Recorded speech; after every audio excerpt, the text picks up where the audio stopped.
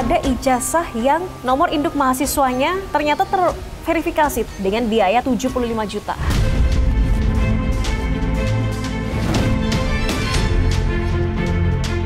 Bahan aslinya itu kertas dari ini Mbak, dari lembaga pendidikan terkait. Kertas dari lembaga pendidikan terkait artinya ada kerjasama dengan oknum di sana atau seperti apa?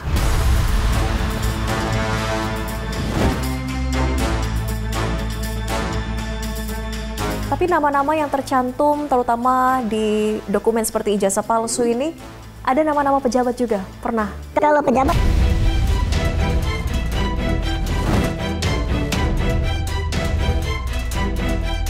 mungkin sebagian pejabat kita itu seperti butuh validasi. Padahal sebenarnya dia sedang membohongi dirinya sendiri dan membohongi publik.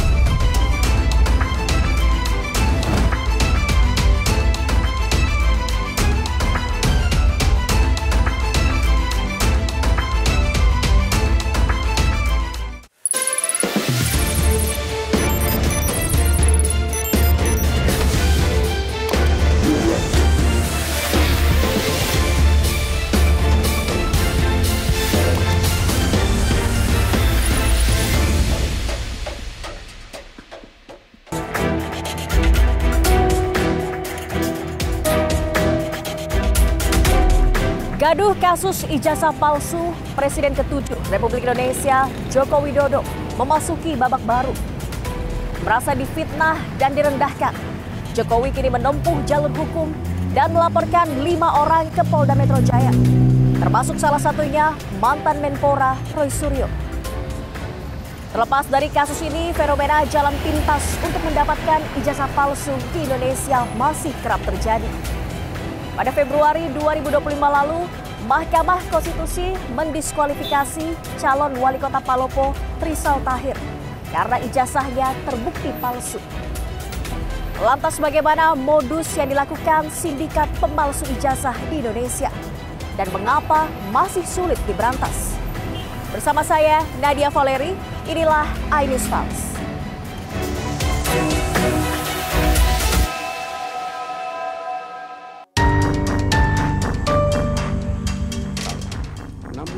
Senin 24 Februari 2025, Mahkamah Konstitusi mendiskualifikasi calon wali kota Palopo Trisal Tahir dalam sidang putusan perselisihan hasil pilkada di Gedung MK Jakarta Pusat. Sehingga Mahkamah menyatakan mendiskualifikasi calon wali kota dari pasangan calon nomor urut 4 atas nama Trisal Tahir.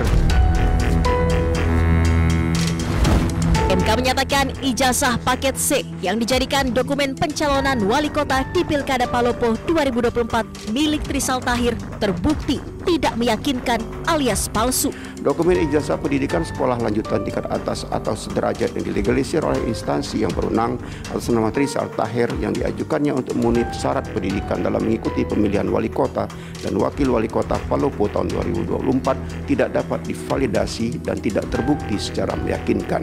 Dengan demikian, calon atas nama Trisal Tahir haruslah dinyatakan tidak memenuhi syarat untuk menjadi peserta pemilihan wali kota dan wakil wali kota Palopo. Atas putusan itu, MK juga menginstruksikan Komisi Pemilihan Umum Kota Palopo untuk melaksanakan pemilihan ulang.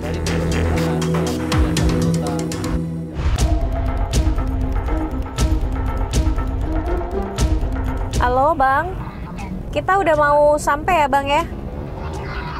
Iya. Iya, sesuai di titik lokasi ya. Oke, kedai kopi ini ya Bang ya. Abang pakai baju apa ya Bang? Pakai hoodie hitam. Oke. Oke, hoodie hitam ya. Kita udah sampai ya Bang ya. Bentar parkir dulu. Oke, makasih Bang. Oke, saat ini saya dan tim sudah sampai di titik lokasi untuk bertemu dengan sosok pembuat ijazah palsu. Dia sudah hadir di sana menggunakan hoodie hitam.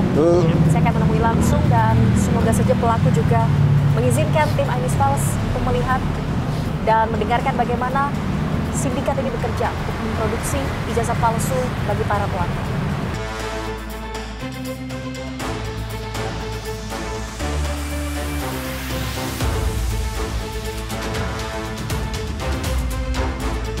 Kemarin kan sempat kita ngubungin ya Bang ya. Katanya Abang buat ijazah palsu Bang. Ya aspal Mbak. Maksudnya selain ijazah ada juga dokumen yang lain, tapi banyak juga sih ijazah. Asli palsu maksudnya? Aspal. Jadi fisiknya asli tapi nomor NIP-nya itu nggak terdaftar. Oke, fisiknya asli tapi nomornya nggak bisa dicek berarti kalau di website resmi Dikti. Kalau kita mau tahu, mau lihat cara bikinnya bisa nggak ya Bang kira-kira? Bisa, nanti kita unjukin, tapi jangan di tempat yang rame kayak gini, maksudnya nggak enak juga kan, maksudnya banyak orang lalu lalang. Tapi bisa ya Maya ditunjukin ya? Nanti kita coba. Sampai terakhir bikin ijazah kapan? Sebelum lebaran. Sebelum lebaran? Nah, sebelum lebaran itu ada orderan untuk ijazah S1. Ijazah S1? Satu. Dari universitas berarti? Dari universitas terkenal.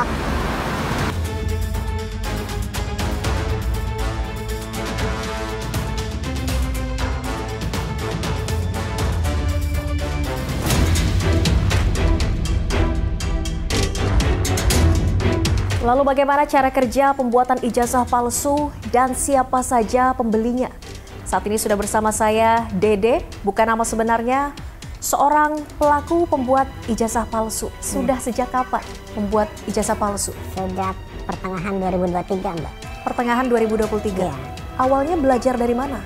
Awalnya saya ketemu dengan teman waktu saya sekolah dulu, dan kita ngobrol-ngobrol, ternyata dia menawarkanlah jasa pembuatan dokumen ini Mbak, kayak ijazah, terus ada KTP, SIM, dan sebagainya. Ijazah, KTP, SIM? Terus kartu keluarga, akte cerai, akte nikah. Akte cerai, akte nikah, ini juga bisa? Bisa juga. Dokumen resmi kenegaraan artinya semua bisa? Ya, kecuali BPKB kendaraan bermotor, STNK, dan sertifikat rumah, karena itu terlalu riskan berurusan sama hukum. Artinya belajar awal mula dari teman? Dari teman, diajarin cara editing. Terus kadang kalau misalnya saya nggak sempat dan nggak ngerti atau saya sedang sibuk juga, saya lempar ke dia, nanti kita keuntungannya dibagi bersama. Kisarannya berapa untuk pembuatan dokumen? Kalau untuk KTP itu, untuk yang cetak ya Mbak, kita itu mulai dari 425.000. SIM mulai dari 500.000, dan akte cerai itu sekitar 900 sampai 950. Terus kartu keluarga itu sekitar 450.000. Dan ijazah itu yang paling murah itu berkisar, kalau untuk yang cetak ya, ijazah SD itu 2 juta. Paling mahal itu ijazah? Yang paling mahal itu ijazah S1 itu kita sampai 3,5 juta. Oke, jadi pembuatan ijazah itu dari sekolah dasar sampai tingkat perguruan tinggi? Tingkat perguruan tinggi, S1. Dalam proses pembuatannya, alat-alat yang dibutuhkan apa saja Mas Dede? Ya, kalau untuk saya kan sebenarnya memasarkannya di salah satu sosial media.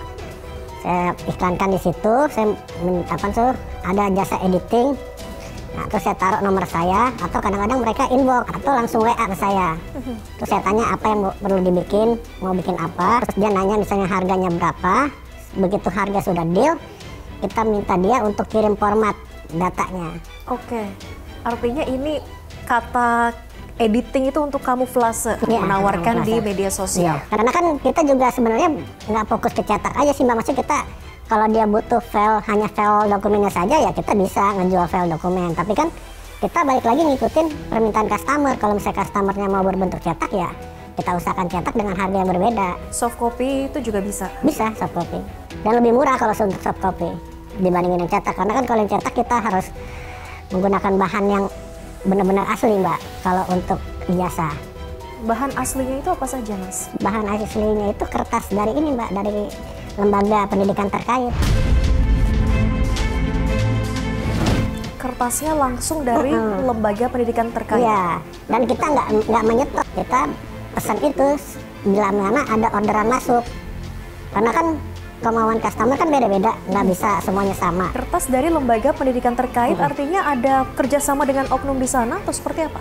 Kalau untuk saya mendapatkannya kan saya dapat dari bos juga Mbak, yang dia punya link langsung ke orang lembaga tersebut ya. Asli? Ya. Sama seperti yang dicetak langsung oleh perguruan tinggi tersebut? Sama persis. Kalau yang asli itu kan coba Mbak boleh punya Mbak, ijazah punya Mbak, coba Mbak kalau ada sinar UV Mbak terawang atau diterangi, pasti nanti bakal timbul warnanya lah kayak biru-biru gitu, hijau ke biru-biruan warnanya. Kualitasnya sama dengan yang Mas jual? Sama, 99% nggak bisa dibedain.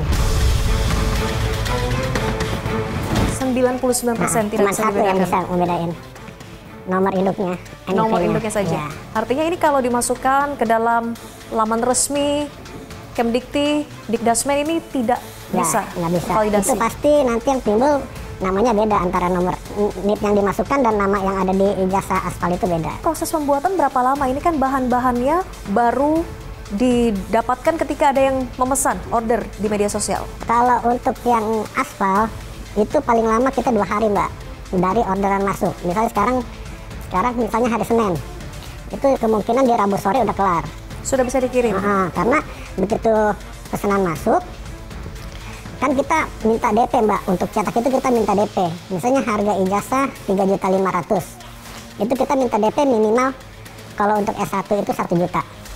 1 juta rupiah. 1 juta untuk tanda keseriusan si orang itu mesen. Nah begitu dia sudah transfer, kita bikin file ininya, PDF-nya atau file dokumennya. Soft copy dulu. Soft copy-nya. Terus setelah itu saya kasih tahu ke pemesan, ini loh udah jadi. Coba tolong dicek semuanya. Maksudnya dari huruf, angka atau segala macam ada yang salah atau enggak. Iya. Nah begitu sudah benar semua, baru si customer itu atau pemesan itu membayar ke kita sisa kekurangannya ini, sisa kekurangannya pemesanannya itu, baru kita order kertasnya Mbak. Kemungkinan bisa hari itu sampai atau besoknya paling telat kita cetak kan, terus kita packing dan kita kirim ke pemesan. Jadi hari ketiga tuh sudah sampai. Itu pengiriman dokumen melalui apa Mas? Melalui jasa ekspedisi Mbak. Jasa ekspedisi biasa saja? Biasa saja. Tapi aman itu selalu sampai? Selama ini sih customer? kita nggak ada masalah ya. Mas, untuk ijazah itu paling tinggi tingkatannya S1 atau S1. pernah melayani lebih dari itu? Nggak S1. S1 paling tinggi. Paling tinggi. Oke, artinya range harga dari SD itu tadi Kalau yang aspal itu 2 juta sampai S1 3,5. 3,5 juta. Ijazah sekolah dasar paling murah 2 2 juta. juta. Dan pernah juga sih ada sekali waktu itu ijazah S1 tapi universitasnya nggak terlalu terkenal, swasta. Itu asli. Itu asli? Asli. Sekitar 75 juta di tahun 2000. Asli maksudnya? Terdaftar NIP-nya. NIP-nya asli. Asli. Kalau dicek di laman resmi, Terdaftar. datanya sesuai. Tapi harganya lumayan Mbak. 75 juta. Iya, harga satu mobil. Oke, artinya ini ada kerjasama lebih lagi dengan pihak universitas ya? Si bos saya ini, dia harus ngelobi kepala universitas tersebut. Kepala universitas, tapi- rektor. Ya bisa bilang rektor atau bisa asistennya, tapi prosesnya lama Mbak. Kalau kayak yang aspal ini kan 2 hari 3 hari sudah jadi ya. Kalau itu bisa sampai 2 bulan. Dan keuntungannya juga ya lumayan sih, tapi susah banget itu dapatinnya. Dari universitas negeri pernah? Jadi saya kurang ini sih Mbak ya, masih saya kurang begitu apa nama-nama universitas. Maksudnya status universitas itu dia negeri atau swasta, yang penting dia si customer maunya ini ya udah kita cariin. Oke, dalam sebulan berapa banyak pesanan Mas? Kalau untuk saya menerima customer, dari 20 customer yang masuk ke saya, mungkin hanya cuma 1 atau 2 yang nyangkut. Nah itu benar-benar mau membuat, karena kan kita juga menerapkan sistem DP Mbak. Nggak gampang juga meyakinkan orang untuk mengirim uang, apalagi kita nggak saling kenal kan. Karena udah banyak juga kasus-kasus penipuan seperti itu. Sejumlah pejabat negara diduga turut menggunakan ijazah palsu. Selengkapnya hanya di iNews Files sesaat lagi. Tapi nama-nama yang tercantum terutama di dokumen seperti ijazah palsu ini, ada nama-nama pejabat juga, pernah? Kalau pejabat